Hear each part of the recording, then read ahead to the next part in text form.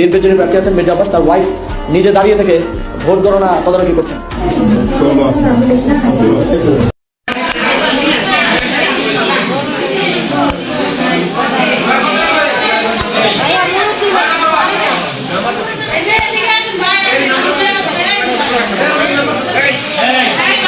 না, উনি কি করে এটার ভিতরে কোনোভাবে সম্ভব না। ভোট কেন্দ্রে উনি কি করে? একজনের ভোট আরেকজন দিয়ে ফেলছে স্যার। আপনি ভোট দিতে চাইছেন কিতে? শাপলাগড়িতে, কিন্তু ওই নিয়ে দিয়ে দিয়েছে কিতে? ভোট দিয়ে গেছে, আমি তো ভোট দেই নাই স্যার। ভোট দিতে গেছি, আমার ভোট অন্যজনে দিয়ে দিচ্ছে। ভোট দিতে গেছি, আমি ভোট দিতে যাওয়ার পরে আপনার ভোট দেওয়া হয়ে গেছে। ভোট দিয়ে গেছে, তাহলে আমি দিলাম না, তাহলে আমার ভোটটা কে দিল? আমার ভোট নাকি কে যেন দিয়ে দিচ্ছে, আমি ভোট দিতে পারি না। আমরা আছি গুন্ডাসদি, দক্ষিণ গুন্ডাসদি স্কুলের যে নির্বাচনের যে কেন্দ্র, সেখানে একটু আগে কিছু ব্যালট আমরা দেখছি উদ্ধার করতে পেরেছে আইন শৃঙ্খলা বাহিনী এসে। সেগুলোতে অলরেডি ধানের শীষ সিলভার আছে। একটু যদি আপনাদেরকে দেখাই। আসসালামু আলাইকুম, আশা করি আপনারা সবাই ভালো আছেন। আমার মনে হয় যে বাংলাদেশের যে বর্তমান অবস্থা বা বর্তমান যে পরিবেশ, বাংলাদেশের এই অবস্থায় কেউই হয়তো বা ভালো থাকবেন না, এটাই স্বাভাবিক। আমরা সবাই জানি যে গত 17 বছর ফ্যাসিস্ট সরকারের আমলে, অর্থাৎ শেখ হাসিনার আমলে বাংলাদেশে কোনো সুষ্ঠু নির্বাচন হয়নি। 2026 সালের ফেব্রুয়ারি মাসেও দেখলাম যে বাংলাদেশে তেমন একটা ভালো নির্বাচন হয়নি। ডক্টর মোহাম্মদ ইউনূস সাহেব উনি তার ভোট প্রদান করে বাইরে এসে সাংবাদিকদের সাথে বলেছিলেন যে বাংলাদেশে সুষ্ঠু নির্বাচন হচ্ছে। আসলে বাংলাদেশে কতটুকু সুষ্ঠু নির্বাচন হয়েছে একমাত্র তা বাংলাদেশের জনগণই জানে। উনি তো আসলে জানেন, আর জানলে হয়তোবা সেটি তিনি বলেননি।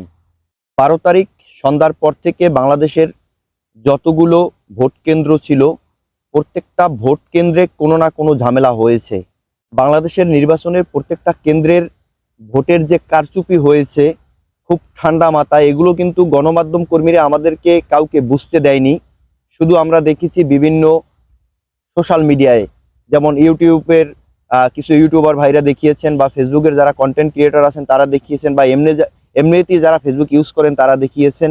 নির্বাচন তো সুষ্ঠু হয়ই নাই, গণনায় ভোটটা যে গণনা করবে সেখানেও কারচুপি দেখা গেছে বিভিন্ন জায়গায় বলতে বেশিরভাগ কেন্দ্রেই।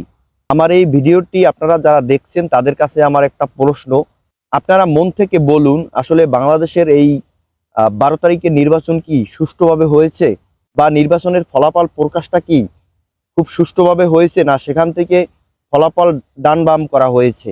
কালকে থেকে দেখে আসছি এক টিভি চ্যানেলের সাথে অন্য টিভি চ্যানেলের রেজাল্টের কোনো মিল নাই। একই এলাকার বা একই আসনের তারা রেজাল্ট পাবলিক করতেছে, কিন্তু তার কোনো মিল পাওয়া যাচ্ছে না। মোটামুটি যাই পাওয়া যায় এগুলো হচ্ছে ফেসবুক ইউটিউবের ভিতরে, এর বাইরে হচ্ছে কোনো ওয়েবসাইট থাকলে ওইগুলোতে, কিন্তু এছাড়া কিন্তু পাওয়া যাচ্ছে না। বাংলাদেশের মানুষ অন্তত একজনকে বিশ্বাস করে তারা ঠিকভাবে সঠিক সময়ে ভোট কেন্দ্রে গিয়েছে ভোট দেওয়ার জন্য, কিন্তু যাকে আমরা বিশ্বাস করছি তিনি আমাদেরকে হয়তোবা ধোঁকা দিয়েছেন। এই সব ঘটনাগুলো দেখার পরেও সেখানের প্রশাসনরা কেন যে অ্যাকশনে যায়নি বা কি করেনি, দুই একটা জায়গায় হয়তোবা তারা অ্যাকশনে গিয়েছেন, কিন্তু বেশিরভাগে যেই জায়গাগুলোতে সেখানে তারা কোনো অ্যাকশনই যায় নাই।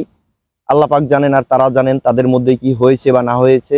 কি আর বলবো, আমাদের এই বাংলাদেশের ভবিষ্যৎ নিয়ে আসলে কেউই ভাবে না। বাংলাদেশের ভবিষ্যৎ নিয়ে আমরা সাধারণ মানুষই ভাবি, কিন্তু আমরা ভেবে তো আগাতে পারবো না সামনের দিকে। ভবিষ্যতে আমাদের বাংলাদেশ কোথায় যায় একমাত্র আল্লাহ পাকই ভালো জানেন। কিন্তু আমার সবার কাছে একটা রিকোয়েস্ট থাকবে, যেই ক্ষমতায় যাক না কেন, যেই দলই সংসদে যাক না কেন, তাদের উচিত বাংলাদেশের সাধারণ মানুষকে নিয়ে, অন্য যে বিরোধী দলের নেতাকর্মীরা আছে তাদেরকে নিয়ে কাঁধে কাঁধ মিলিয়ে আমাদের দেশটাকে সুন্দরভাবে সাজানো।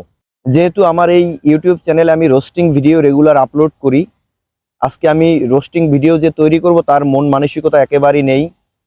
তো একটু আপনাদের কাছে একটু মনের দুঃখটা শেয়ার করলাম। অনেক তথ্য, অনেক ভিডিও চিত্র তো আপনারা ইতিমধ্যে দেখিয়ে ফেলেছেন বিভিন্ন জায়গায়। বাকিটা আল্লাহ ভরসা, আল্লাহ যা করে আমাদের জন্য অবশ্যই আমাদের সকলের মঙ্গলের জন্যই যেটা করবে সেটাই ভালো হবে। আগামীকাল থেকে ইনশাল্লাহ আমাদের ইউটিউব চ্যানেলে ব্যাম্বো অফ বেঙ্গলে রেগুলার রোস্টিং ভিডিও আপলোড করা হবে। আশা করি যারা আমার এই ভিডিওটা দেখেছেন অবশ্যই আমার পাশে থাকবেন, ভিডিওতে পারলে একটা লাইক দেবেন। ধন্যবাদ সবাইকে। আর কমেন্টে অবশ্যই আপনারা জানাবেন যে আপনার এলাকার কি খবর।